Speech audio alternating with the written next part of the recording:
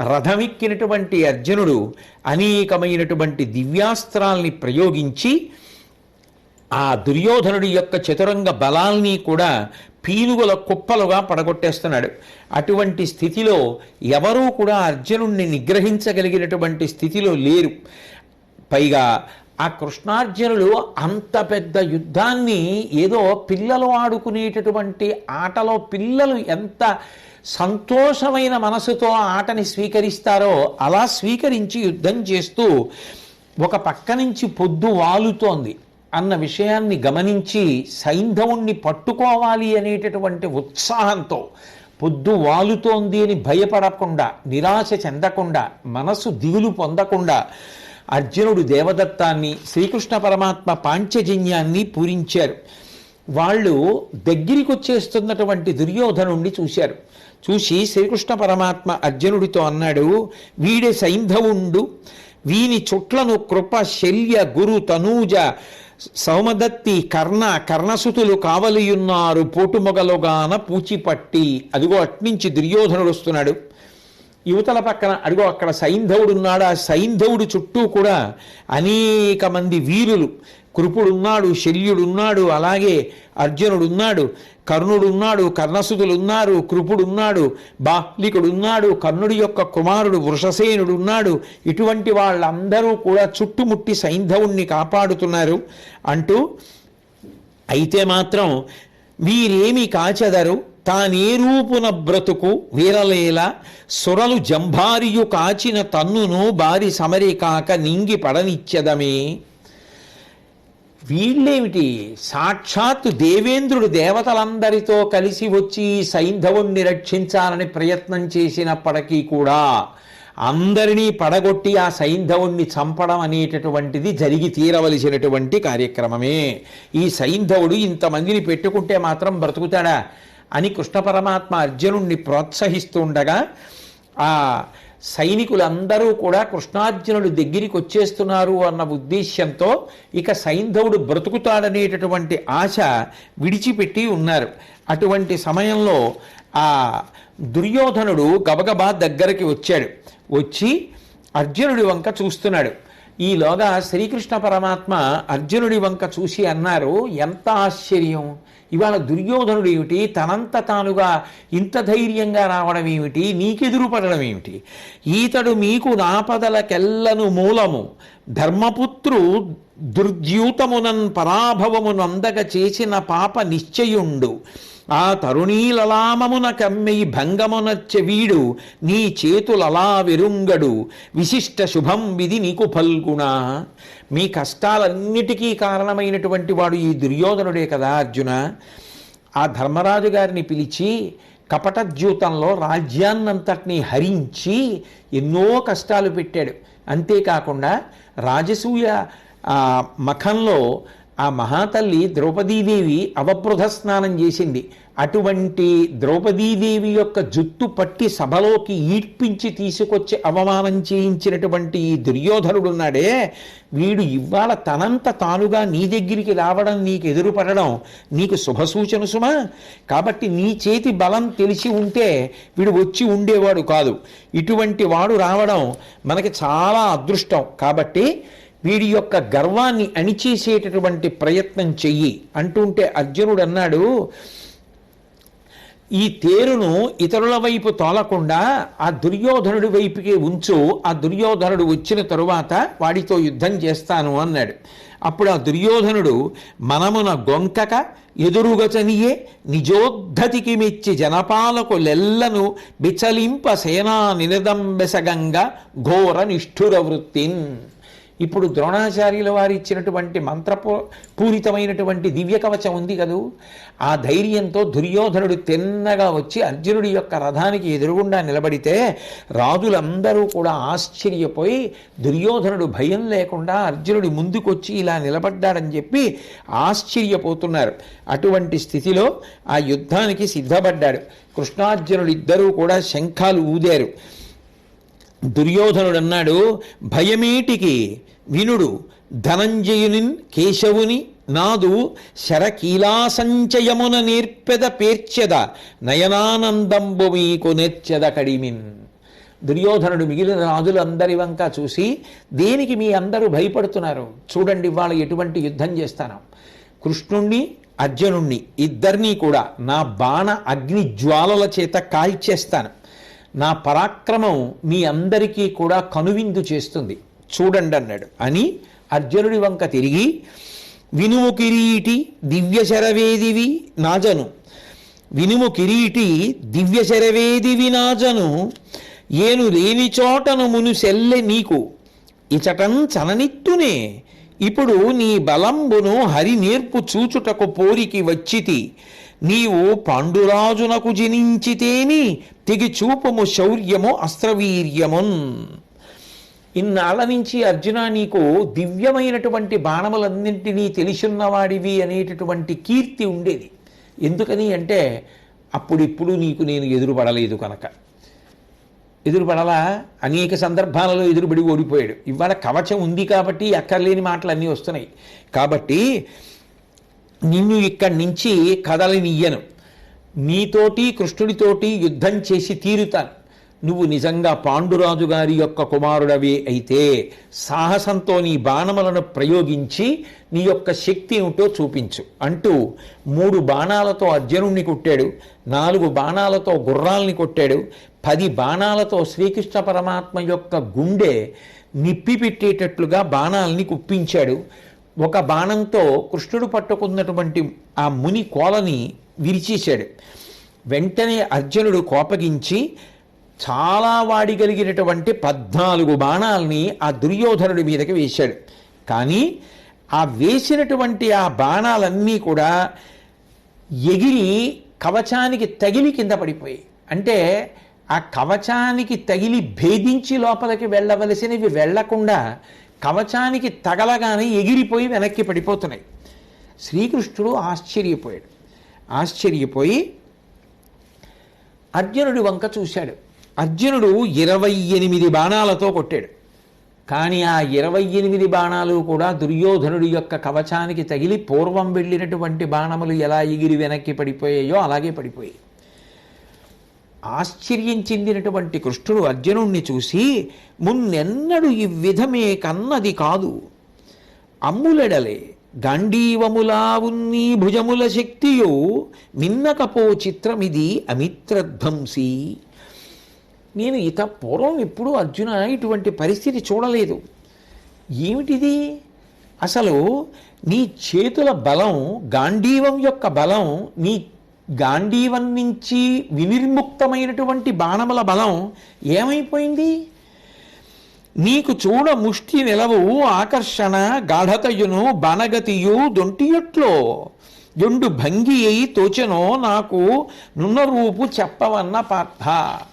ఏమిటి? నీకు పూర్వం పిడికిలికి ఎటువంటి శక్తి ఉండేదో, ఎటువంటి లాఘవం ఉండేదో, ఎట్లా గాంధీవం యొక్క వింటినారికి బాణములను సంధించి విడిచిపెట్టగలిగినటువంటి నేర్పు వేగం ఉండేవో అవి ఉన్నాయా? ఏ కారణం చేతనైనా తొలగిపోయాయా? ఒక్కసారి యథార్థంగా ఉన్న పరిస్థితి ఉన్నట్టుగా నాకు చెప్పు అంటూ, పిడుగుల ఎట్లు తాకి రిపి బృందములం తెగటార్చి నాజి నిప్పుడు భవదీయ దివ్య శరపుంజము ఒక్కటలిప్పుడు పొల్లు ఓయడునిది, నీవు ఇమ్మతి విహీనపు జంతువు నేమి సెట్లకుంచెడుటకు నొక్కో విస్మయము సెందుడు ఎందమలంత పొందెడున్. ఓ అర్జున, ఏమిటిది? ఎప్పుడూ లేనిది. నువ్వు వేసినటువంటి బాణములు పిడుగులలా వెళ్ళి శత్రువులకు తగలవలసినవి తగలకుండా పోతున్నాయి ఏమిటి? ఇలా వేసిన బాణములన్నీ వ్యర్థమైపోతున్నాయే అని ఆత్మనింద చేసుకోవలసి వచ్చింది కృష్ణ పరమాత్మ అంతటి వాడు. నువ్వు ఈ మతిహీనపు జంతువునైనటువంటి నేను మనిద్దరం కూడా ఆపదలు చెంది చెడిపోతామా ఏమి? నాకు ఆశ్చర్యము బాధ కలుగుతున్నాయన్నాడు. అంటే అర్జునుడు కృష్ణ పరమాత్మ వంక చూసి, నీకు తెలియని విషయమా? ఒక్క ద్రోణాచార్యుల వారికి మాత్రమే తెలుసు ఇటువంటి మంత్రపూరితమైనటువంటి కవచాన్ని ఇవ్వడం. బహుశः దుర్యోధనుడికి ద్రోణుడు అటువంటి కవచాన్ని ఇచ్చాడు. ఆ కవచం కట్టుకున్నటువంటి కారణం చేత దుర్యోధనుడి మీదకి ఇవాళ నేను ప్రయోగించినటువంటి బాణములు తగలటం లేదు. కాబట్టి ఈ కవచాన్ని భేదించడం ఎలాగో కూడా నాకు తెలుసు. ఎందుకంటే అంగిరసుడు ఒకప్పుడు ఇంద్రుడికి ఒక మహాస్త్రాన్ని ఇచ్చాడు. ఆ మహాస్త్రం యుద్ధంలో ఎంతటి వాళ్ళు కట్టుకున్న ఎంత దివ్యమైనటువంటి కవచమైనా భేదించేస్తుంది. ఇంద్రుడు ఆ కవచాన్ని నాకు ఇచ్చాడు కాబట్టి ఇప్పుడు ఆ ఇంద్రుడిచ్చినటువంటి మహాస్త్రం నా దగ్గర ఉంది. ఆ మహాస్త్రాన్ని ప్రయోగిస్తాను. ఇప్పుడు ఆ మహాస్త్రము వలన దుర్యోధనుడు కట్టుకున్నటువంటి ద్రోణాచార్యుల వారి ఇచ్చినటువంటి మంత్రపూరితమైనటువంటి ఆ కవచం పిట్లిపోతుంది. ఎందుకని అంటే ఆ అస్త్రమునకున్న శక్తి అటువంటిది, ఎంత గొప్ప కవచాన్నైనా అది భేదిస్తుంది అంటూ ఆ బాణాన్ని ఎక్కువ పెట్టాడు ప్రయోగిద్దామని. కానీ అశ్వత్థామ ఆ బాణమునకు ఉండేటటువంటి శక్తి ఏదైతే ఉందో అదంతా కూడా తునిగిపోయి పనికి రాకుండా అయిపోయేటట్టుగా, ఆ అస్త్రము యొక్క శక్తి నశించిపోయేటట్టుగా ఒక మహాస్త్ర ప్రయోగం చేశాడు. దాంతో అర్జునుడు ప్రయోగిద్దామనుకున్నటువంటి బాణం పనికి రాకుండా పోయింది. ఆ అస్త్రం ఏదైతే ప్రయోగించి దుర్యోధనుడి యొక్క కవచాన్ని డొళ్ళగొట్టడానికి ప్రయత్నించాడో అసలు ఆ అస్త్రాన్ని ప్రయోగించడమే సాధ్యం కాలేదు. అప్పుడు కృష్ణ పరమాత్మ ఏమి చెయ్యాలి అని ఆలోచిస్తున్నటువంటి సందర్భంలో అర్జునుడు అలిగి అవుడుగరచి అన్నరుడా నృపు తురగములను సూతుదునిమి వేయిచి రథము నరికి అధిక రయమున తరచుగా నాటే కరతలముల నారసములు. ఆ దుర్యోధనుడి యొక్క రథానికి ఉన్నటువంటి గుర్రాలన్నింటినీ పడగొట్టేసి, రథ సారథిని పడగొట్టేసి, ఆ రథమంతా కూడా ముక్కలై పడిపోయేటట్టుగా బాణప్రయోగం చేసి ఆ దుర్యోధనుడి యొక్క అరచేతుల నిండా బాణములు దింపేశాడు. అరచేతులలోకి బాణములు ఎప్పుడైతే గుచ్చుకుపోయాయో దుర్యోధనుడు తిరిగి బాణప్రయోగం చేయడం సాధ్యం కాలేదు. ఆ దుర్యోధనుడు అనుకున్నాడు, ఈ కవచం పనిచేయలేదు, ఈ కవచం పనిచేసి ఉంటే ఈ బాణాలు ఇలా గుచ్చుకుపోకూడదు కదా నాకు, అయ్యో ఈ కవచం ఉండబట్టి ప్రాణాలు నిలబడ్డాయి అని ఆలోచించవలసిన వాడు ఈ కవచం ఉన్నా నా అరిచేతుల్లోకి బాణాలు దిగిపోయాయి కాబట్టి కవచం ఉండి ప్రయోజనం ఏమిటని కవచం ఇప్పి అవతల పారేశాడు. పారేసేటప్పటికీ ఏ మంత్రపూరితమైనటువంటి కవచాన్ని ద్రోణాచార్యుల వారి దుర్యోధనుండి రక్షించాలనుకున్నారో ఆ ప్రయత్నం అంతా కూడా వమ్మైపోయింది. ఆ దుర్యోధనుడు ఇంత గొప్ప కవచాన్ని వదిలేసి వేరు కవచాన్ని తొడుక్కున్నాడు. ఈలోగా ఈ వృషసేనుడు మొదలైనటువంటి వారు యనమండూరు, దండిమగలైన వృషసేనుండు, శలుండు, సైంధవుండు, కృపుడు, కర్ణుండు, గురునందనుండు, శల్యుండు, భూరిశ్రవండు, ఉర్వీనాథ, వీళ్ళు యనమండూరు కూడా ఆ సైంధవుడు అర్జునుడికి దొరకకుండా అడ్డుపడుతున్నారు. వాళ్ళు 8 ఒక్కసారి ఆ అర్జునుడి మీదకి యుద్ధానికి వెళ్ళారు. భయంకరమైనటువంటి బాణాలు అటువైపు నుంచి యనమండుగురు ప్రయోగిస్తున్నారు, ఇటువైపు నుంచి అర్జునుడు బాణాలు వేస్తున్నాడు, వాళ్ళు వేసినటువంటి బాణాలని వమ్ము చేస్తున్నాడు. పరమ భయంకరంగా యుద్ధం జరుగుతోంది. ఈ యుద్ధం జరుగుతుంటే వాళ్ళ పతాకాలు ఎగురుతున్నటువంటి స్థితి గురించి నాకు చెప్పవలసింది అని ధృతరాష్ట్రుడు సంజయుడిని అడిగాడు. అడిగితే సంజయుడు ఆ యనమండుగుర యొక్క పతాకాల్ని దుర్యోధనుడితో కలిపి 9 పతాకాలు, దుర్యోధనుడు కూడా వచ్చి చేరాడు.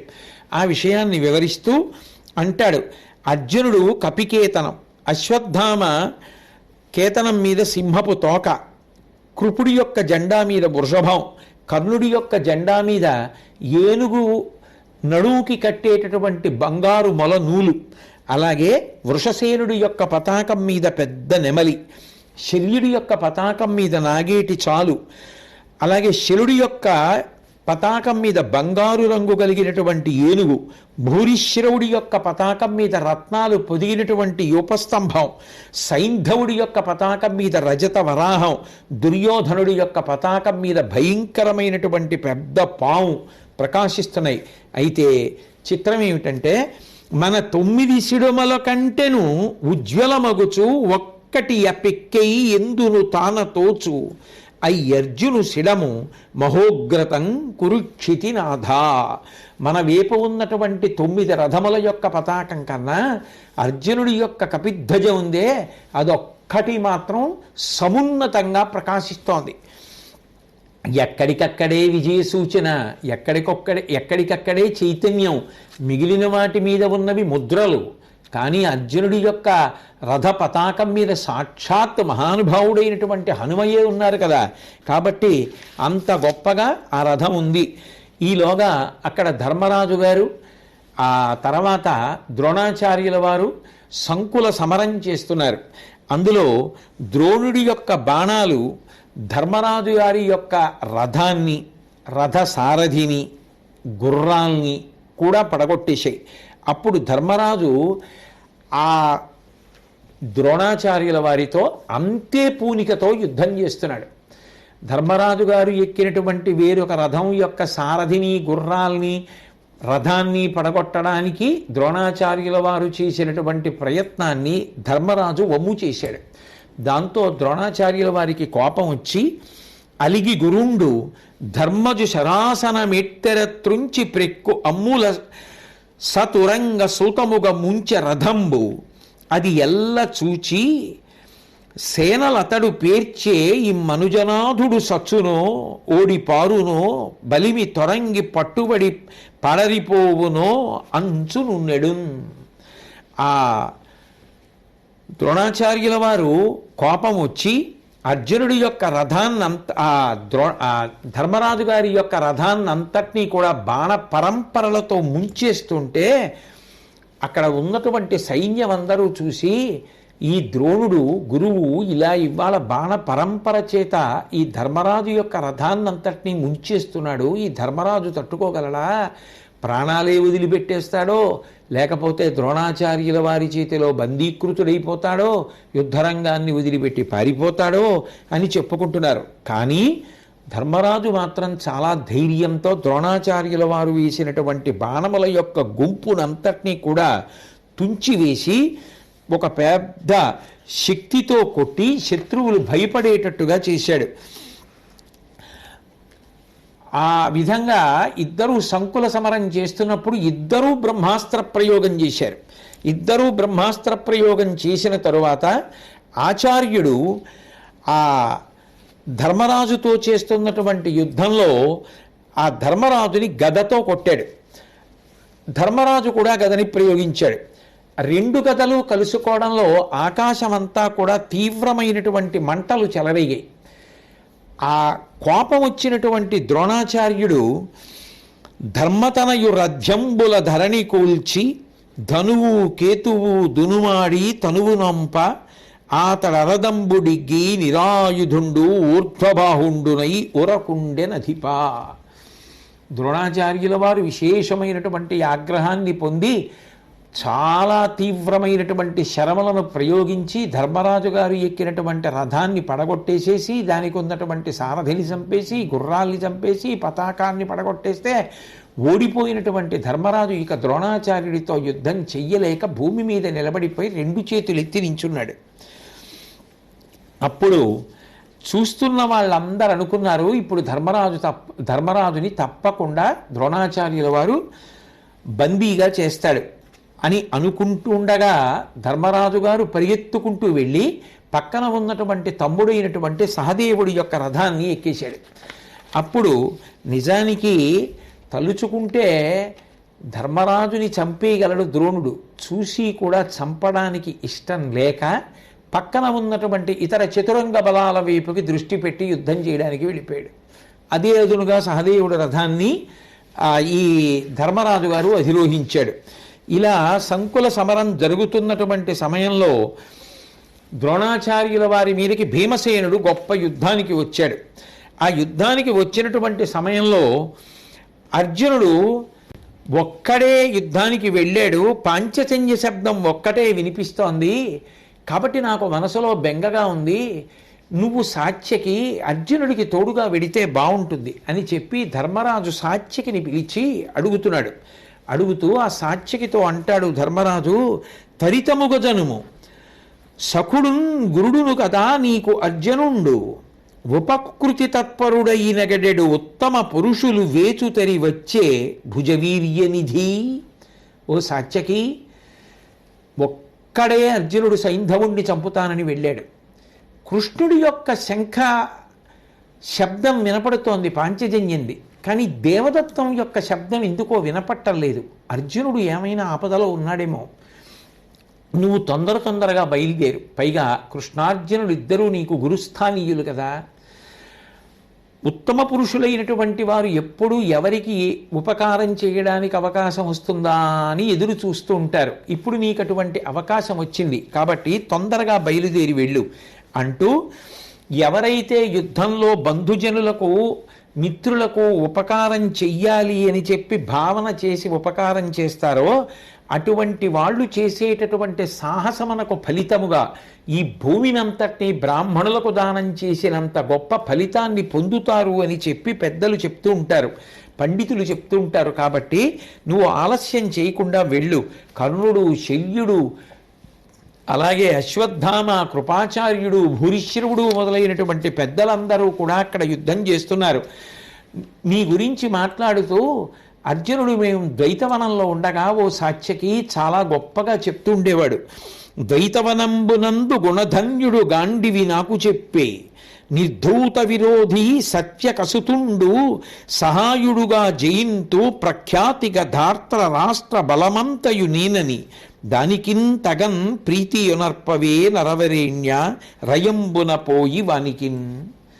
ఆ ద్వైతవనంలో ఉన్న రోజులలో అర్జునుడు మాట్లాడుతూ సాత్యకి నాకు సహాయంగా ఉండగా కౌరవ బలాన్నంతటినీ కూడా నిర్జిస్తానంటుండేవాడు. నీ మీద అంత నమ్మకం కాబట్టి ఇప్పుడు చాలా సంక్లిష్ట పరిస్థితిలో అర్జునుడు యుద్ధం చేస్తున్నాడు.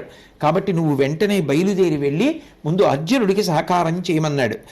హరియొకడు నీవొకండువు పరమాప్తులు కలిమి నరుడు భారపు పని కింజొరనలుకడు, నీ కోరిమి పొరపొచ్చము కాకయుండ పోవగవలదే. నువ్వు శ్రీకృష్ణ పరమాత్మ పక్కన ఉంటే అర్జునుడు ఎంత సాహసంతో కూడిన కార్యాన్ని తలపెట్టడానికైనా వెనుకంజ వెయ్యడు. కాబట్టి నువ్వు పక్కన ఉంటే అర్జునుడికి ధైర్యంగా ఉంటుంది. సూర్యాస్తమయం లోపల సైంధవ వధ పూర్తయిపోవాలి కాబట్టి నువ్వు కూడా అక్కడికి వెళ్ళు అంటూ, అతడొకటి అయిన నేనేగతి పోదుంచపుమా, ఎల్ల కార్యంబులలో అతనికి తొట్పడబోవుట అతి ముఖ్యము దాని చేయు మనఘ విచారా. అర్జునుడికి ఏదైనా జరగరానిది జరిగితే నేను ఇంకా ఏమైపోయినట్టు.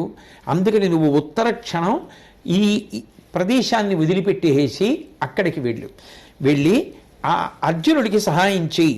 కృష్ణార్జునుడు ఇద్దరూ నీకు గురువులే కదా, వాళ్ళకి సహాయం చెయ్యమని నేను నిన్ను ప్రార్థన చేస్తున్నానంటే, సాత్యకి ఇవాళ ఉదయం యుద్ధం ప్రారంభమయ్యేటటువంటి సమయంలో నన్ను అర్జునుడి దగ్గరికి పిలిచి, ఇక్కడ నేను వెళ్ళి సైంధవుణ్ణి నిగ్రహించడం సంహరించడం ఎంత ప్రధానమో ధర్మరాజు గారిని నువ్వు రక్షించడం ఇక్కడ ఉండడం అంత ప్రధానమని చెప్పాడు. పైగా అర్జునుడు వెడుతూ నా పక్కన కృష్ణుడు ఉన్నాడు కాబట్టి నా గురించి నువ్వు బెంగ పెట్టుకోవలసిన అవసరం లేదు. పరమ పరాక్రమవంతుడైనటువంటి ద్రోణాచార్యుడు ధర్మరాజుని బంధీకృతుణ్ణి చేస్తానని చేసినటువంటి శపథాన్ని దృష్టిలో పెట్టుకున్నప్పుడు నువ్వు ధర్మరాజుని రక్షించవలసిన అవసరం మిక్కుటంగా ఉంది కాబట్టి నీకు ఇక్కడ ఉండు అని చెప్పి వెళ్ళాడు. కాబట్టి నేను ఇక్కడ ఉండడం న్యాయం కదా. ఆచార్యుడు ఇక్కడికి వచ్చి ఏదైనా చేయరాని పని చేస్తే అక్కడ సైంధవుణ్ణి గెలిచిన అర్జునుడికి ఆ సంతోషం మిగలదు కదా.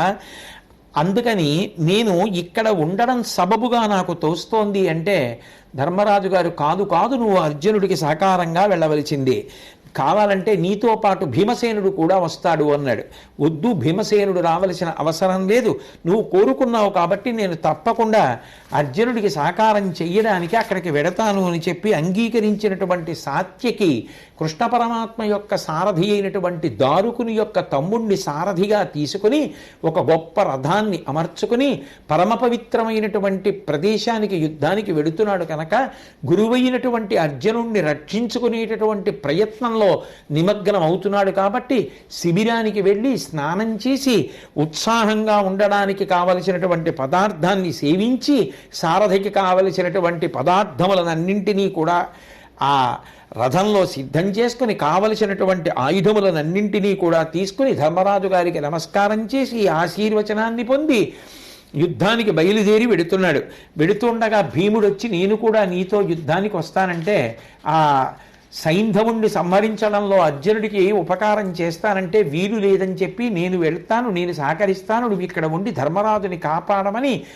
ఆ భీమసేనుణ్ణి ప్రార్థన చేసి ఆయనను అక్కడే ఉంచి సాత్విక బయలుదేరి వెడుతున్నాడు. ఆ వెడుతుంటే ద్రోణాచార్యుల వారు అడ్డుపిడి, ఇంతకు ముందు నీ గురువైనటువంటి అర్జునుడు కూడా నన్ను దాటి వెళ్ళిపోయాడు, నువ్వు మాత్రం నన్ను దాటి ఎలా వెడతావో చూస్తానని చెప్పి అంటే సాత్యకి ఆ ద్రోణాచార్యుల వారితో పరమ భయంకరమైనటువంటి యుద్ధం చేశాడు. ఆ యుద్ధం చేస్తున్నటువంటి సమయంలో శ్రీకృష్ణ పరమాత్మ అర్జునుడికి ఎలా చెప్పాడో అలాగే సాత్యకి యొక్క సారథి కూడా ఆ సాత్యకితో ఒక మాట అన్నాడు. ఇలా ఆలస్యం చేసి ద్రోణాచార్యుల వారితో యుద్ధం చేస్తూ కూర్చుంటే మనం చెయ్యవలసినటువంటి పని చెడిపోతుంది. కాబట్టి ఈ ద్రోణుడితో యుద్ధం పెట్టుకోకుండా మనం బాహ్లిక అంగ దక్షిణాత్య దేశాల యొక్క సైన్యంలోంచి దారి చేసుకుని తొందరగా అర్జునుడిని చేరుకునేటటువంటి ప్రయత్నం చేద్దామన్నాడు. సరేనని అంగీకరించి బయలుదేరినటువంటి సాత్యకి అడ్డొచ్చినటువంటి కృతవర్మని ఓడించి స్పృహ తప్పిపోయేటట్టుగా రథంలో పడిపోయేటట్టుగా బాణప్రయోగం చేసి అడ్డొచ్చినటువంటి త్రిగర్తుల యొక్క సైన్యాన్నంతటినీ కూడా సంహరించి మగధరాజు అయినటువంటి జలసంధుణ్ణి పరిమార్చి ఆ యుద్ధంలో ముందుకు వెళ్ళిపోతున్నాడు. ఆ వెళ్ళిపోతున్నప్పుడు ఆ దుర్యోధనుడు అడ్డొచ్చి సాత్యకి తోటి యుద్ధం ప్రారంభం చేశాడు. ఆ సాత్యకి దుర్యోధనుడి యొక్క విల్లు తుంచి 5 బాణములు ప్రయోగిస్తే ఆ దుర్యోధనుడు ఆ రథాన్ని కోల్పోయినటువంటి వాడయ్యాడు. పైన ఉన్నటువంటి పతాకం విరిగి పడిపోయింది, గుర్రాలన్నీ చచ్చిపోయాయి, ఆ పేరు నడిపేటటువంటి సారథి మరణించాడు. అందరూ పకపక నవ్వుతూ ఉండగా విచిత్రమైనటువంటి శబ్దములు చేస్తుండగా సుయోధనుడు భయపడిపోయి ఆ రథం నుంచి కిందకి దిగిపోయి పరిగెత్తుకుంటూ యుద్ధభూమిని వదిలిపెట్టి పారిపోయాడు. ఆ విధంగా సాత్యకి దుర్యోధనుణ్ణి ఓడించి ఆ అర్జునుడు ఉన్నటువంటి దిక్కుగా వెళ్ళిపోతున్నాడు. వెళ్ళిపోతుండగా కృతవర్మ మళ్ళీ తెప్పరిల్లి భీమసేనుడితో యుద్ధం చేశాడు. ఈలోగా ద్రోణాచార్యుడు తిరిగి వచ్చి సాత్యకి యొక్క విల్లుని తుంచాడు. ఆ సూతుణ్ణి మూర్ఛపోయేటట్టుగా కొట్టాడు. కానీ సాత్యకి మాత్రం తానే సారథి అయి రథాన్ని నడుపుతూ ద్రోణాచార్యుల వారితో యుద్ధం చేసి ద్రోణుని యొక్క సారథిని నేల మీద పడిపోయేటట్టుగా కొట్టి ద్రోణుడి గుర్రాలు శీఘ్రంగా పరిగెత్తుకుంటూ వెళ్ళిపోయేటట్టుగా చేస్తే ఆ రథం దిక్కులు పట్టి వెళ్ళిపోయింది. ద్రోణుడు ఆ తేరు వెళ్ళిపోయినటువంటి దిక్కుని ఆశ్చర్యంగా చూస్తూ ఉండిపోయాడు. తర్వాత వేరొక తేరు ఎక్కి యుద్ధం చేయవలసి వచ్చింది. సాత్యకి అక్కడ అర్జునుడు ఎంత గొప్పగా యుద్ధం చేస్తున్నాడో ఇక్కడ ఆయన కూడా అంత గొప్పగా యుద్ధం చేస్తూ అర్జునుడిని చేరుకునేటటువంటి ప్రయత్నం చేస్తూ మధ్యలో తనకి అడ్డొచ్చినటువంటి సుదర్శనుడు అనేటటువంటి రాజుని కూడా సంహరించాడు. అలా అసలు ఆ చతురంగ బలాలలో ఎంతమంది వచ్చారో, ఎన్ని వేల మంది వచ్చారో అంతమందిలో ప్రతి ఒక్కడిని బాణాలతో కొట్టాడు సాత్యకి. నిజంగా అంత గొప్ప యుద్ధం ఆ రోజు సాత్యకి చెయ్యడం చాలా చాలా అభినందనీయంగా దేవతలందరూ కూడా ఆయనని పొగుడుతూ సాత్యకి యొక్క భుజబలం తక్కువ కాదు, అర్జునుడితో సమానమైన అయ్యుండాలి లేదా కొద్దిగా ఎక్కువే అయ్యుండాలి అని చెప్పి పొగుడుతున్నారు. అంత గొప్పగా సాత్యకి యుద్ధం చేసి ఆ ముందుకు వెళ్ళిపోతుంటే ఆ దుశ్శాసనుడు సాత్యకి ఎదురొచ్చాడు. ఆ దుశ్శాసనుణ్ణి కూడా ఓడిస్తే ఆ దుశ్శాసనుడు భయపడిపోయి రథాన్ని కోల్పోయినటువంటి వాడై నేల మించి దిగిపోయి ఆ నేల మీదకి దిగి పరిగెత్తుకుంటూ పారిపోయి ద్రోణాచార్యుల వారి దగ్గరికి వెళ్ళిపోయాడు. ద్రోణుడు ఆ దుశ్శాసనుణ్ణి చూసి, ఏమి యువరాజ విభునకు క్షేమమే, సైంధవుని ఏమి చేసే నరుడు, నీవేమిటికిట్లి రధిక స్తోమముతో విరిగితి, ఎందు చొచ్చెదవింకన్, ఓ దుశ్శాసన ఎందుకు ఇలా పరిగెత్తుకొచ్చేశావు, ఎందుకు యుద్ధంలో ఓడిపోయావు, ఒకవేళ అక్కడ సైంధవుడికి ఏమైంది, ఆ రాజు దుర్యోధనుడికి ఏమైంది, ఒకానొకప్పుడు పాండవుల్ని మీరందరూ కలిపి ఎంతో కష్టపెట్టారు, ఇప్పుడు సాత్యకి బాణప్రయోగం చేస్తే యుద్ధం చేస్తే మాత్రం భయపడిపోయి పారిపోయి ఇచ్చేశావు, మరచితే ఆ సభన్ భువనమాన్య గుణోత్తర యజ్ఞసేని నీ పరచిన పాటు, పాండవుల పల్కిన పల్కులు నాటి క్రొవ్వు నీ తెరయును ఎందుపోయే, రణధీరుల వారల నల్గచేసి సిగ్గరి తుది నిట్టులైతి, తగునక్కట తీయనగావే ప్రాణముల్. ఓ దుశ్శాసన, ఒకనాడు సభలో ఆ పాండవుల పట్ల అంత తక్కువ చేసి మాట్లాడేవే, అంతటి మహాయిల్లాలు పరమపతివ్రత ఆ ద్రౌపదీదేవిని సభలోకి ఈడ్చి తీసుకొచ్చి ఆమె యొక్క వస్త్రాపహరణం చేసే ప్రయత్నం చేశావే, ఆ కొవ్వంతా ఏమైపోయింది? ఇప్పుడు సాక్షికి తెరువుకొచ్చేటప్పటికి మాత్రం సిగ్గు లేకుండా పారిపోయి వచ్చేసావా? బ్రతుక తలచితే నీ పాండునందనులకు ఇంకనైన పొడమి ఇచ్చునట్లుగాగా అన్నతోడ కార్యంబు చెప్పు అవ్వెడగు భీష్మ బుద్ధి వినక చెడియే.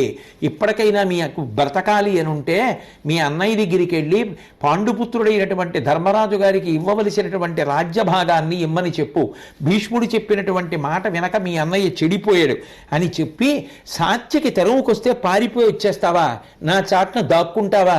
ధైర్యంగా యుద్ధం చెయ్యాలి తప్ప అని చెప్తే మళ్ళీ సాత్యకితో యుద్ధం కోసమని చెప్పి ఆ శకుని బయలుదేరి వెళ్ళి ఆ సాత్యకితో యుద్ధం చేసి మళ్ళీ ఓడిపోయి రెండో మాట సాత్యకి వేసినటువంటి బాణములు తట్టుకోలేక అలిగి కృష్ణు తమ్ముడతని చాపంబును సూతు తురగములను కేతనంబుదునిమి సొగయసేసియును భీమసేను ప్రతిజ్ఞ తలచి చంప తెగక చనియే. ఆ దుశ్శాసనుడి యొక్క గుర్రాల్ని, రథాన్ని, సారథిని పడగొట్టేసి సారథిని చంపేసి ఆ పైన ఉన్నటువంటి పతాకాన్ని పడగొట్టి చంపగలిగి కూడా దుశ్శాసనుణ్ణి చంపకుండా భీముడు చంపుతానని ప్రతిజ్ఞ చేశాడు కాబట్టి వదిలిపెట్టేస్తే ఆ దుశ్శాసనుడు నేల మీదకి దిగిపోయి పరిగెత్తి పారిపోయాడు. ఆ విధంగా ఆ భయంకరమైనటువంటి యుద్ధం జరుగుతుంటే అక్కడ ద్రోణాచార్యుల వారు చేస్తున్నటువంటి యుద్ధాన్ని చూసిన వాళ్ళందరూ ఈయన అసలు ముదుసలే యువకుడా అని ఆశ్చర్యపోతున్నారు. ఆశ్చర్యపోతుండగా ధర్మరాజు గారు ఇక సూర్యాస్తమయం అయిపోయేటటువంటి సమయం దగ్గర పడిపోయింది.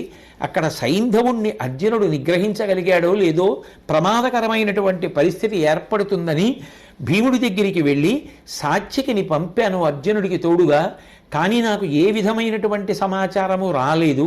అక్కడ అర్జునుడు ఒక్కడే ఉన్నాడు. నాకెందుకో మనసులో బెంగగా ఉంది. సాత్యకిని పంపి ఏమైందో కనుక్కోకుండా ధర్మరాజు గారు ఉండిపోయాడని రేపు లోకం నన్ను నింద చెయ్యకూడదు కదా. బీభత్సుడైనటువంటి నీ తమ్ముడు అని ఇక మాట పెగలక బాధతో నిలబడిపోతే చూసినటువంటి భీముడు, ఎందుకు బెంగ పెట్టుకుంటావన్నాయా? నీ మహిమ కారణం కదా ఉన్న చీకాకులన్నిటిలోంచి తప్పించుకుని మనం పైకొచ్చాం, కాబట్టి నువ్వు బెంగ పెట్టుకోకు అని చెప్పి ధర్మరాజు గారిని ఓదార్చి, రాజాజ్ఞ కాబట్టి నేను ఇప్పుడే బయలుదేరుతున్నాను, నేను కూడా వెళ్ళి ఆ అర్జునుణ్ణి కలుస్తానని చెప్పి బయలుదేరి వెడుతుంటే భయంకరమైనటువంటి యుద్ధం భీముడు మళ్ళీ ద్రోణాచార్యుల వారితోటి దుర్యోధనుడితోటి కూడా చేస్తూ ఆ అర్జునుణ్ణి చేరుకునేటటువంటి ప్రయత్నాన్ని చేస్తున్నాడు. చేస్తుంటే ద్రోణుడు అడ్డొచ్చి నా యొక్క అనుమతి లేకుండా నువ్వు ఎలా వెళ్ళగలవు? నీ తమ్ముడైనటువంటి ఆ అర్జునుడే నా యొక్క అనుమతి తీసుకుని కదా లోపలికి ప్రవేశించాడంటే, మీరు నాకు గురువుగారు, పెద్దవారు, గౌరవనీయులు, కానీ యుద్ధం చెయ్యవలసి వచ్చినప్పుడు ఇవన్నీ మనసులో పెట్టుకుని చేయడం సాధ్యం కాదు కదా అని బాణప్రయోగం చేస్తే ద్రోణాచార్యులు వారు తిరిగి భీముడి మీద బాణములు వేస్తుంటే ఆ రోజు జరిగిన ఆశ్చర్యకరమైన సందర్భం ఏమిటంటే, పెద్ద వర్షం పడుతున్నప్పుడు లెక్క లేకుండా వర్షంలో నడిచి వెళ్ళిపోతున్న ఆబోతు ఎలా ఉంటుందో అలా ద్రోణుడు ప్రయోగించినటువంటి బాణములన్నీ తన మీద పడిపోతుంటే ఏమీ లెక్క పెట్టకుండా తన రథం దిగి నడిచి వెళ్ళిపోయినటువంటి ఆ భీముడు ద్రోణుడి యొక్క రథం దగ్గరికి వెళ్ళి ఆ రథం నొగలు తన చేతితో పట్టుకుని పైకెత్తి గిరగిరా తిప్పి విసిరేస్తే ద్రోణాచార్యుల వారు రథంలోంచి కిందకి దూకేస్తే ఆ విసిరివేయబడినటువంటి రథం భూమి మీద పడిపోయి వ్రక్కలైపోయింది.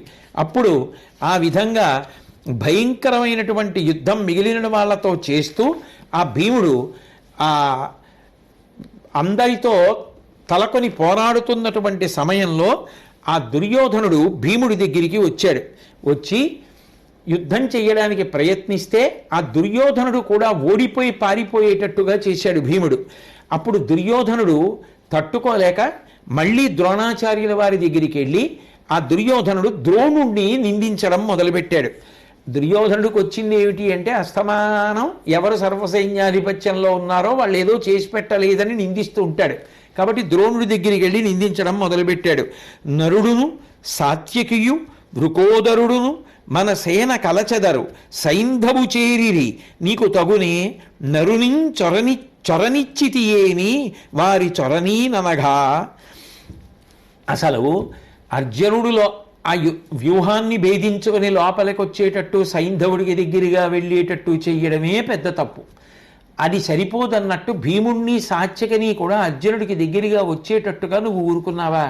ఇటువంటి పని చెయ్యొచ్చా ద్రోణాచార్య అంటూ దుర్యోధనుడు అంటాడు, సమరంబున నీ ఓడుట సముద్రం ఇంకుట జయించే సాత్యకి గురు కయ్యమునని యొసకు జనవాదమ మేలుగా తలచి తొక్కో ధనురాచార్య. యుద్ధంలో నువ్వు ఓడిపోవడం, అసలు సాత్యకి గెలవడం చాలా ఆశ్చర్యం కదా. నిన్ను గెలవడం సాత్యకి సాధ్యమే.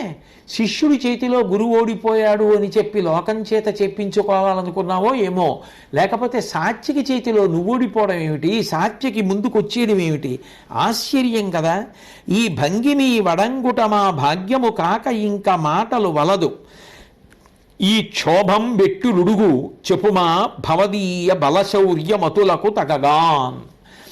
ఇంకా ఇన్ని మాటలు ఎందుకు కానీ మాకు ఈ దౌర్భాగ్యం ఏమిటి, సైంధవుణ్ణి కాపాడలేకపోవడం ఏమిటి, ఈ క్షోభ ఎలా పోతుంది, కాబట్టి దీనికి తగిన మార్గం కనీసం చెప్పవయా ద్రోణాచార్య అని దుర్యోధనుడు అడిగితే ద్రోణాచార్యుల వారు అన్నారు, ఇవాళ ధర్మరాజుకి దుర్యోధనుడికి కాదు పాచికల ఆట, నీకు అదిగో అర్జునుడికి జరుగుతోంది.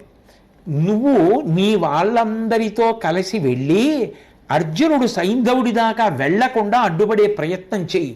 ఎంతమంది ఉన్నారో అంతమంది అక్కడికి వెళ్ళండి. సూర్యాస్తమయానికి దగ్గర అయిపోతోంది కాబట్టి మీరు అటువంటి ప్రయత్నం చేస్తే అర్జునుడిని నిగ్రహించగలిగితే దాని వలన ఫలితం చేకూరుతుంది.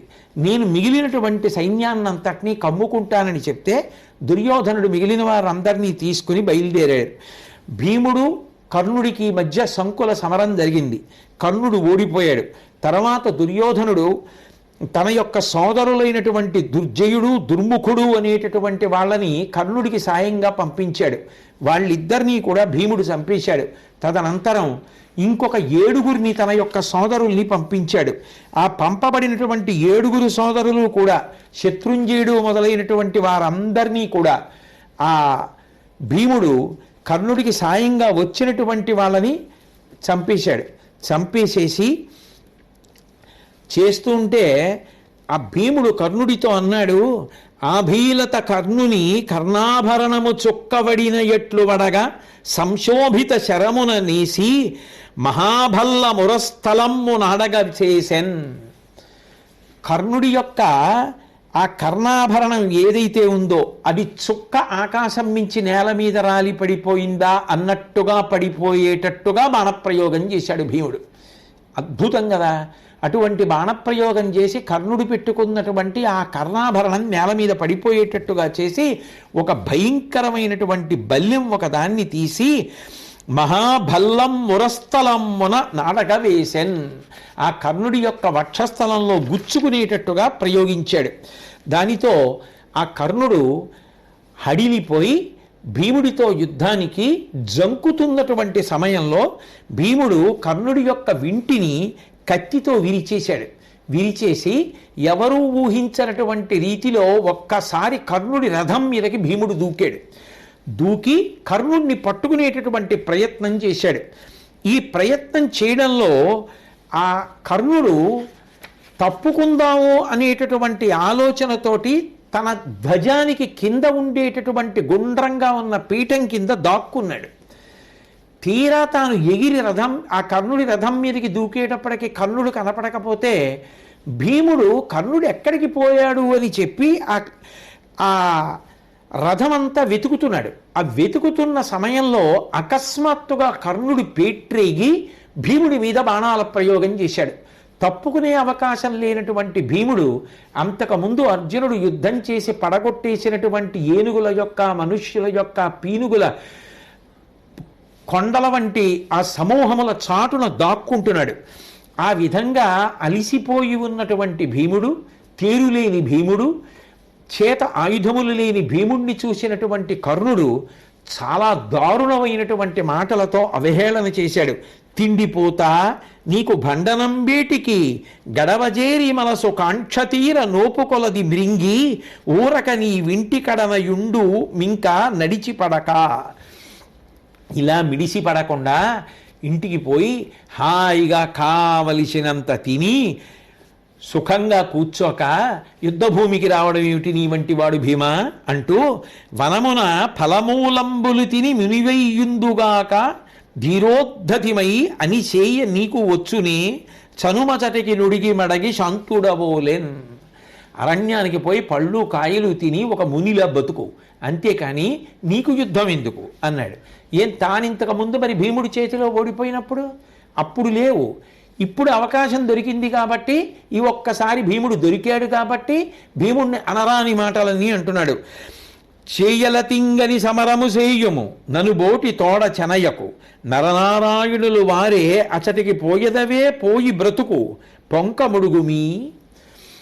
ఎప్పుడైనా యుద్ధం చెయ్యాలనుకుంటే నీకు తగిన వాళ్ళతో యుద్ధం చెయ్యి, అంతేకాని నాబోటి వాళ్ళతో యుద్ధం చేయడానికి ఎప్పుడూ ప్రయత్నం చేయకు. అదిగో నరనారాయణులు అక్కడ ఉన్నారు, వెళ్ళి వాళ్ళ దగ్గరికి పోయి ఆశ్రయించి బ్రతకడానికి ప్రయత్నించు అన్నాడు. కర్ణుడు ఇంత దారుణంగా మాట్లాడితే భీముడు చాలా బాధ పొందినటువంటి వాడై ఆ అర్జునుడి దగ్గరికి వెళ్ళి అర్జునుడి యొక్క రథాన్ని అధిరోహించాడు. అర్జునుడితో తాను పడినటువంటి పాటు చెప్పడానికి ప్రయత్నిస్తే అర్జునుడు అవన్నీ నాకు చెప్పక్కర్లేదు, నువ్వు నాకు చెప్పడం అనేటటువంటిది మళ్ళీ నా మీద పలికిన నిందావాక్యాలు నాకు వినిపించడం అవుతుందని చెప్పి సాత్యకి చేతిలో ఆ కర్ణుడు ఓడిపోయిన తరువాత మళ్ళీ భీముణ్ణి అన్న మాటలన్నీ ఆ కర్ణుణ్ణి అని, ఇప్పుడు నువ్వు సాత్యకి చేతిలో ఓడిపోయావు కదా, గెలుపు ఓటమి అనేటటువంటిది యుద్ధంలో ఎవరికైనా ఉంటుంది, కానీ వదడి మాట్లాడకూడదు కదా. ఒకనాడు నా కుమారుడైనటువంటి అభిమన్యుణ్ణి అధర్మ యుద్ధంలో సంహరించావు, కానీ నీ కుమారుణ్ణి నేను ధర్మయుద్ధంలో అందరూ చూస్తూ ఉండగా సంహరిస్తానన్నాడు. ఈలోగా సాత్యకి భూరిశ్రవుడికి బ్రహ్మాండమైనటువంటి యుద్ధం జరిగింది. ఆ యుద్ధం జరిగినప్పుడు ఇంతసేపు యుద్ధం చేసినటువంటి సాత్యకి బడలిపోయి ఇక భూరిశ్రవుడితో యుద్ధం చేయలేక నేల మీద పడిపోయాడు. పడిపోయినప్పుడు కత్తి తీసుకుని ఆ సాత్యకి యొక్క కంఠాన్ని తెగనరకడానికి భూరిశ్రవుడు సిద్ధపడుతున్నాడు. కృష్ణ పరమాత్మ అర్జునుడి వంక చూసి, నీకు శిష్యుడు, నీకు సహాయపడడానికి వచ్చినటువంటి వాడు, ఇంతమంది మహావీరుల్ని మట్టుపెట్టినవాడు, ఆ సాత్యకి మరణించకూడదు, భూరిశ్రవుణ్ణి నిగ్రహించమన్నాడు. వెంటనే అర్జునుడు ముందు తటపటాయించినా, వాళ్ళిద్దరూ యుద్ధం చేస్తుండగా నేను బాణప్రయోగం చెయ్యకూడదని ఆలోచించినా, శిష్యుణ్ణి కాపాడుకోవాలి కనుక, తనని రక్షించడానికి వచ్చిన వాణ్ణి రక్షించడం ప్రధాన కర్తవ్యం కనుక బాణప్రయోగం చేసి కత్తి ఎత్తినటువంటి భూరిశ్రవుడి యొక్క కుడి చెయ్యి తెగిపోయేటట్టుగా నరికేశాడు. ఆ కుడి చెయ్యి పడిపోగానే, తెగి కింద పడిపోగానే ఆశ్చర్యపోయినటువంటి భూరిశ్రవుడు చూసి అర్జునుడిని నిందించే ప్రయత్నం చేశాడు. మిగిలిన వీరులందరూ అభిమన్యుణ్ణి చంపినప్పుడు ఇటువంటి ధర్మ జ్ఞాపకం రాలేదు, కానీ ఇప్పుడు జ్ఞాపకం వచ్చిందా అని ఎదురు మాట్లాడితే భూరిశ్రవుడు మాట్లాడలేక ఎడమ చేతితో బాణాలన్నీ ఏరుకుని తెచ్చుకుని అక్కడ పెట్టుకుని ప్రాయోపవేశం చేసే ప్రయత్నం చేస్తుంటే పడిపోయినటువంటి సాత్యకి లేచి ఆ భూరిశ్రవుడి యొక్క కంఠాన్ని నరికేశాడు. ఇంత గొప్ప సాత్యకి ఇంతమందిని చంపినటువంటి వాడు భూరిశ్రవుడి చేతిలో ఎందుకింత అవమానం పొందవలసి వచ్చింది అని ధృతరాష్ట్రుడు సంజయుడిని అడిగితే సంజయుడు ఆ అనుమానాన్ని నివృత్తి చేశాడు. యదువంశంలో వసుదేవుడు పుట్టి పెరిగినటువంటి రోజులలో ఆ వసుదేవుడికి తగిన కన్య కనుక దేవకీదేవిని స్వయంవరంలో తీసుకొచ్చి వివాహం చెయ్యాలి అనేటటువంటి ఉద్దేశ్యంతో ఆ యదుకులంలో పుట్టినటువంటి శని బలపరాక్రమాలతో ఆ దేవకీదేవిని తీసుకొచ్చి వసుదేవుడికి ఇచ్చి వివాహం చేసే ప్రయత్నం చేస్తున్నటువంటి సందర్భంలో ఆ శని అనబడేటటువంటి రాజుని సోమదత్తుడు ఒక్కడు మాత్రం వెన్నిచ్చి పారిపోకుండా యుద్ధం చేశాడు. ఆ యుద్ధంలో ఓడిపోయినటువంటి సోమదత్తుణ్ణి ఆ శని పట్టి జుత్తు పట్టి లాగి కింద పడేసి తన్ని అవమానించి చంపకుండా విడిచిపెట్టేశాడు. విడిచిపెట్టేస్తే సోమదత్తుడు బాధపడి అరణ్యాలకు వెళ్ళిపోయి శంకరుడి గురించి గొప్ప తపస్సు చేసి శివుడు ప్రత్యక్షమైతే ఇప్పుడు తాను శనిని అవమానించడానికి అవకాశం లేకుండా పోయిన కారణం ఎందుకని అంటే శని మరణించాడు, శని కొడుకు మరణించాడు. కాబట్టి మనవడైనటువంటి ఆ సాత్యకిని అవమానించడానికి తన కొడుకుకి అవకాశం ఇమ్మని ప్రార్థన చేస్తే శంకరుడు వరం ఇచ్చాడు. కాబట్టి ఆ సోమదత్తుని యొక్క కుమారుడైనటువంటి భూరిశ్రవుడు ఇవాళ సాత్యకిని ఈ విధంగా అవమానించగలిగాడు. అది శంకరుడిచ్చిన వరం. దాని వలన జరిగింది తప్ప అన్యథా అది సాధ్యం అయ్యేటటువంటి విషయం కాదు అని చెప్పి ఆ ధృతరాష్ట్రుడితోటి సంజయుడు చెప్పడం జరిగింది. ఆ తర్వాత శ్రీకృష్ణ పరమాత్మ చూశారు, సూర్యాస్తమయం అయిపోవడానికి సమయం దగ్గర పడిపోతోంది. అర్జునుడి వంక తిరిగి ఇనుమండలంబు మరువడ నొనరించదా తమము పాండవోత్తమ అది గ్రుంకిన చందమైన సైంధవుడును కౌరవ యోధులు కడుం ప్రమదమునన్ అది రవి గ్రుంకుటుగా కొని మదమెసగం పెసగనార్చి మన సైన్యంబుల్ వదలే తల ఎత్తి హర్షాస్పదమతి సింధుపతి అప్పుడు పడమర సూచన్. వెంటనే ఆ కృష్ణ పరమాత్మ శ్రీ అర్జునుడి వంక చూసి ఇక ఏమాత్రం ఆలస్యం చేసినా కాసేపట్లో సూర్యాస్తమయం అయిపోతుంది. సూర్యాస్తమయం అయిపోతే సైంధవుడు బ్రతికిపోయినట్టే, పరమ ప్రమాదం ఏర్పడుతుంది. కాబట్టి ఆ సూర్యమండలానికి సంబంధించినటువంటి తేజస్సు అంతా ఒక్క క్షణం మరుగుపడేటట్టు చేస్తాను. ఎప్పుడైతే అలా మరుగుపడిందో సైన్యం అంతా కూడా సంతోషాన్ని పొందేస్తారు. సూర్యాస్తమయం అయిపోయింది, సైంధవుడు మరణించలేదు కాబట్టి అర్జునుడు ఓడిపోయినట్టే అంటారు. ఎలమి తెరిమీద నిలుచుండి పడమరర్రెత్తి చూచుచున్న ఈ దురాత్మ మస్తకంబు దునుము మసలకయని అర్జునునకు చూపే సైంధవుని మురారి. వీళ్ళందరూ ఆ సంతోషంలో ఉండగా సైంధవుడు రథం మీదకెక్కి సూర్యాస్తమయం అయిపోయింది అనుకుని పడమట దిక్కుకి తల ఎత్తి చూస్తున్నాడు. ఎందుకని అంటే అప్పటికే ఆ ఎదురుగుండా శైల్యుడు, వృషసేనుడు, అశ్వత్థామ, కృపాచార్యుడు వీళ్ళందరూ నిలబడి సైంధవుణ్ణి కాసుకుంటున్నారు. అమ్మయ్య సూర్యాస్తమయం అయిపోయింది, బతికిపోయాని, చీకటి పడిపోయిందని. ఆ శ్రీకృష్ణ పరమాత్మ ఎప్పుడైతే సూర్యమండలం యొక్క తేజస్సు అంతర్హితమయ్యేటట్టు చేశారో సంతోషపడిపోయినటువంటి సైంధవుడు మెడ ఎత్తి పడమటి దిక్కు అంక చూశారు. చూడగానే కృష్ణ పరమాత్మ చూసి అడిగో దుర్మార్గుడు మెడ ఎత్తి చూస్తున్నాడు, కనపడుతున్నాడు, వేషై బాణం అన్నారు. అనగానే అర్జునుడు అతడు గని గంధమాల్యార్చితమైదొన మెరయుచున్న శిత శర ముగ్రోబ్ధతినేయ డేగ పులుగును గతి కొనుక్రియ అది హరించె గ్రక్కున శరమున్. గంధము చేత, పుష్పముల చేత, అక్షతల చేత పూజింపబడినటువంటి ఒక దివ్యమైనటువంటి తీవ్రమైన బాణాన్ని తన తుణీరము నుంచి తీసినటువంటి అర్జునుడు వెంటనే వింటినారికి సంధించి గురిపెట్టి వదిలిపెడితే ఒక డేగ చిన్న పిట్ట యొక్క తలని ఎలా ఎత్తుకుపోతుందో అలా ఆ బాణం వెళ్ళి ఆ సైంధవుడి యొక్క తలని తరిగేసింది. వెంటనే ఆ సైంధవుని యొక్క సంహార ప్రక్రియ పూర్తయిపోయింది. వెంటనే కృష్ణ పరమాత్మ అన్నారు ఆ తల కింద పడకూడదు కాబట్టి దాన్ని ఆకాశంలో అలాగే బంతులాడమన్నారు. అర్జునుడు బాణప్రయోగం చేసి దానితో బంతులాడుతున్నాడు, అది కింద పట్టలేదు, ఆకాశంలోనే దాన్ని అలా ఆడుతూ ఉంచాడు. ఈలోగా మళ్ళీ సూర్యబింబం పైకి వచ్చింది. పైకి రాగానే అయ్యో సూర్యాస్తమయం అవ్వలేదు, మనం సూర్యాస్తమయం అయిపోయింది అనుకున్నాం, చీకటి పడిపోయింది అనుకున్నాం, అవతల సైంధవుడు మరణించాడనేటటువంటి కోపంతో మళ్ళీ సైన్యం కత్తులు తీసి యుద్ధం ప్రారంభం చేశారు. వెంటనే అర్జునుడు మళ్ళీ యువతల పక్కన వచ్చినటువంటి వీరులందరితో యుద్ధం చేస్తున్నాడు. అంత గొప్ప బాణములు కాకపోయినా అర్జునుడు ప్రయోగించినటువంటి బాణపు దెబ్బల చేత శరీరము నుండి స్రవించినటువంటి రక్తధారల వలన శోషించిపోయినటువంటి కృపాచార్యుడు మూర్ఛపోయాడు. అటువంటి పరిస్థితులలో నిజంగా జరగవలసినటువంటి సూర్యాస్తమయం జరిగిపోతోంది. అప్పుడు అర్జునుడు కృష్ణ పరమాత్మతో మాట్లాడుతూ నేను ఇలా ఎంతసేపు ఈ బాణ పరంపర చేత ఈ శిశుపాలుడి ఈ సైంధవుడి యొక్క శిరస్సు నేల మీద పడకుండా ఆకాశంలోనే బంతులాడుతూ ఉండాలి అని అడిగారు. అడిగితే శ్రీకృష్ణ పరమాత్మ అన్నారు అది కింద పడడానికి వీలు లేదు. ఎందుచేత అంటే వృద్ధక్షత్రుడు అనబడేటటువంటి రాజు ఒకప్పుడు సింధు దేశాన్ని పరిపాలిస్తూ ఉండేవాడు. గొప్ప తపస్సు చేసి ఈ కుమారుణ్ణి కన్నాడు. ఈ కుమారుడే సైంధవుడు. ఈ పిల్లవాడు తిరుగాడుతున్నప్పుడు ఒకరోజు అశరీరవాణి పలికింది.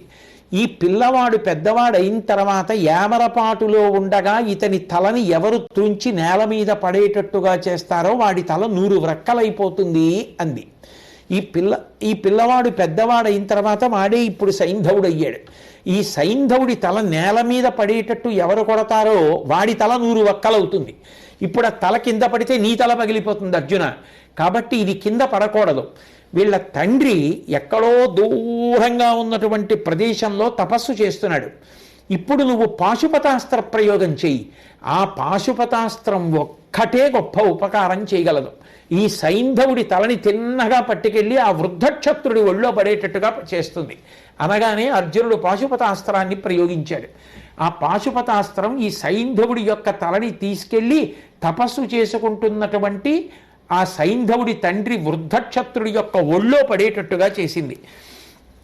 అది ఆ తల ఒళ్ళో పడగానే వృద్ధక్షత్రుడు అకస్మాత్తుగా పడిన తలకదు సరిగ్గా చూడకుండా దిగ్గున లేచి ఆ తల ఏదో తల అని కింద పడేశాడు. ఎవరి నుంచి ఆ తల కింద పడిందో వాడి తల 100 రెక్కలైపోవాలి. అందుకని సైంధవుడి తండ్రి అయినటువంటి ఆ వృద్ధక్షత్రుడి యొక్క తల 100 రెక్కలైపోయింది. తద్వారా శ్రీకృష్ణ పరమాత్మ ఆ సూర్యమండలం యొక్క తేజస్సు అంతర్హితమయ్యేటట్టుగా చేసి మళ్ళీ సూర్యుడు ప్రకాశించేటట్టు చేసి వైరివీరులను ఏమార్చి ఆ సైంధవ సంహారం అయిపోయేటట్టు, అర్జునుడి యొక్క ప్రతిజ్ఞ నెరవేరేటట్టు, అర్జునుడు బ్రతికేటట్టు, తద్వారా పాండవ పక్షమంతా సంతోషించేటట్టు, కౌరవ పక్షం నిరాశ నిస్పృహలకు లోనయ్యేటట్టు చేసి మహానుభావుడు అంత గొప్పగా ఆ పాండవ పక్షాన్ని ఆదరించారు. తదనంతరం ఆ మిగిలినటువంటి వాళ్ళందరూ కూడా చెల్లాచెదరైపోయారు. నిజంగానే సూర్యాస్తమయం అయిపోయిన తర్వాత 2 పక్షాలు ఎవరికి వారు విశ్రాంతి తీసుకోవడానికి వెళ్ళిపోతుంటే రథం మీద వెళ్ళినటువంటి కృష్ణార్జునులు ఇద్దరు ధర్మరాజు గారిని చూసి కిందకి దిగి నమస్కరిస్తే కౌగిలించుకుని సంతోషించి కృష్ణ పరమాత్మని స్తుతి చేస్తూ, ధర్మరాజు గారు, కృష్ణ ఎక్కడికక్కడ నువ్వు ఉండి ఆదుకున్నావు కాబట్టి పూర్తవుతున్నాయి, కానీ లేకపోతే నిజంగా ఇవాళ అర్జునుడు చేసినటువంటి శపథాన్ని నిలబెట్టుకోవడం అంత తేలిక. అంత గొప్పగా రథాన్ని నడిపి తీసుకెళ్ళి వృద్ధక్షత్రుడి గాథ చెప్పి ముందు రోజు కలలో శంకరుడి దగ్గరికి తీసుకెళ్ళి పాశుపతాస్త్రం ఇప్పించి పాశుపతాస్త్ర ప్రయోగం ద్వారా తల వృద్ధక్షత్రుడి ఒళ్ళో పడేటట్టు చేసి సూర్యమండలం యొక్క తేజస్సుని ఉపసంహారం చేసి మరుగు పడేటట్లు చేసి సూర్యాస్తమయం అయిపోయిందనుకుని సైంధవుడు రథమెక్కి పరమర దిక్కు వంక మెడ రిక్కించి చూసేటట్టుగా చేసి ఆయన ఏమరపాటులో ఉండగా ఆ సైంధవుడి యొక్క తల అర్జునుడు దునిమేసేటట్టుగా చేసి ప్రతిజ్ఞాపాలనం పూర్తి చేసి మా పక్షాన్ని కాపాడి రక్షించావు తప్ప కృష్ణ, లేకపోతే మేము ఎందుకు అసలు పనికి మాలిన వారిని అయిపోదుం కదా అని చెప్పి ధర్మరాజు గారు ఎంతో సంతోషంతో నిష్ప్రయోజనం అయిపోకుండా మమ్మల్ని కాపాడినటువంటి వాడివి అని చెప్పి శ్రీకృష్ణ పరమాత్మని స్తుతి చేస్తే, శ్రీకృష్ణ పరమాత్మ మీ అందరూ చల్లగా ఉండడం కన్నా నాకు ఆనందం ఏముంటుందని అందరూ కలిసి పరమ సంతోషంగా ప్రశాంతంగా విశ్రాంతి తీసుకోవడానికి తమ శిబిరవలలోకి ప్రవేశించారు. ధర్మపక్షాన్ని గెలిపించడానికి శ్రీకృష్ణ పరమాత్మ ఎంత కష్టపడ్డారో, ఆయన లేనినాడు నిజానికి ఇవన్నీ జరిగే పనులేనా అని ఆలోచన చేస్తే అవి ఎంత అసంభవములో అర్థమవుతుంది. అంటే ఎక్కడ ధర్మం ఉందో, ఎక్కడ భక్తి ఉన్నదో, ఎక్కడ భగవంతుడి మీద విశ్వాసం ఉన్నదో, ఎక్కడ శాస్త్రం మీద నమ్మకం ఉన్నదో అక్కడ భగవంతుని యొక్క అనుగ్రహం ఉంటుంది. అసంభవములు సంభవములవుతాయి. ఎన్ని ఉన్నా ధర్మానుష్ఠానమునందు అనురక్తి లేకపోతే, ధర్మానుష్ఠాన బలం లేకపోతే ఏవీ కొరగాకుండా పోతాయి అనడానికి ఈ వృత్తాంతము ఒక ప్రబల నిదర్శనము. అటువంటి పరాత్పరుడైనటువంటి శ్రీకృష్ణ పరమాత్మ యొక్క నిర్హేతుక కృపా కటాక్ష వీక్షణములు సర్వకాల సర్వావస్థల యందు మన యందు ప్రసరించడానికి వీలైనటువంటి రీతిలో ధర్మమునందు నిశ్చలమైనటువంటి విశ్వాసము, ధర్మానుష్ఠానమునందు అనురక్తి మనకి ఏర్పడేటట్టుగా శ్రీకృష్ణ పరమాత్మ తన దివ్య విభూతి చేత అనుగ్రహించుగాక అని ఆయన పాదములు పట్టి ప్రార్థన చేస్తూ ఇవాల్టి ప్రవచనాన్ని పూర్తి చేస్తూ మళ్ళీ రేపటి రోజు శ్రీకృష్ణ పరమాత్మ పలికించినంత మేర పలుకుతానని తెలియచేస్తూ సెలవు. స్వస్తి.